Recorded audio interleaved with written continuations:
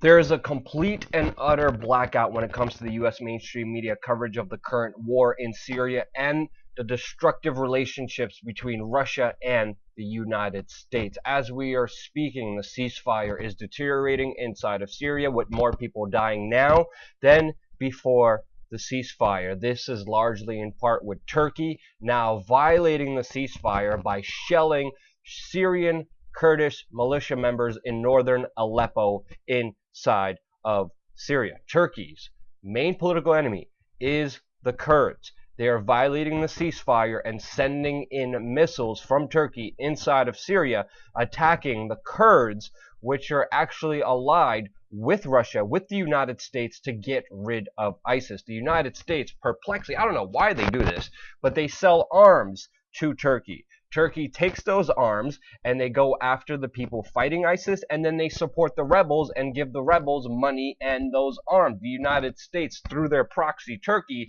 is engulfing this war, making it a lot worse than it should be. We have been covering this for a very long time, which brings up this huge paradox, the Kurdish question.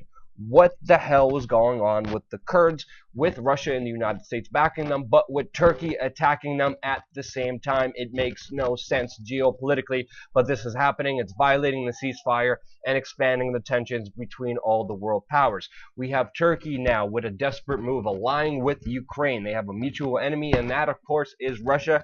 They are joining together for a joint naval drill, military exercises, to show Russia they're willing to fight together against Putin. Now, this is important because military drills are not only a way to prepare the military for a full-out potential war, but most importantly, they are sent as a message to the opposing side, Russia in this case, that they are ready to fight and that they will not be backing down. It is a form of intimidation geopolitically.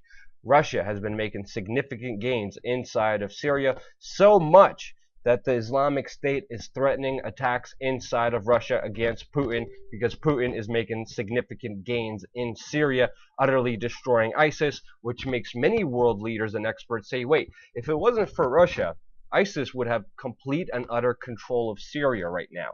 And if you look at the evidence, and if you look at the history, and if you look at everything that has happened, that is true. The United States is now answering back by sending in B-52 bombers to Europe to conduct military drills with NATO for a nuclear planned attack on Russia. They are practicing a nuclear attack on Russia in these new war games that are being conducted in the Arctic, very close to the Russian border. Again, not only preparing for war, but also trying to intimidate Russia.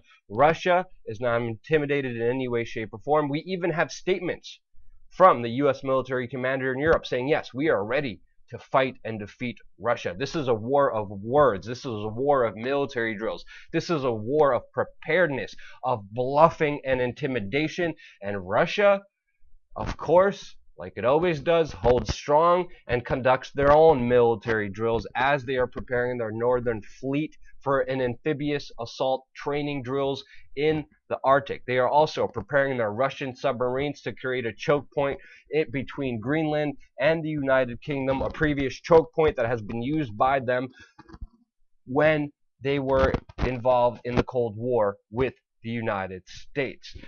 The United States, on the other side of the world, is conducting their own military drills with South Korea.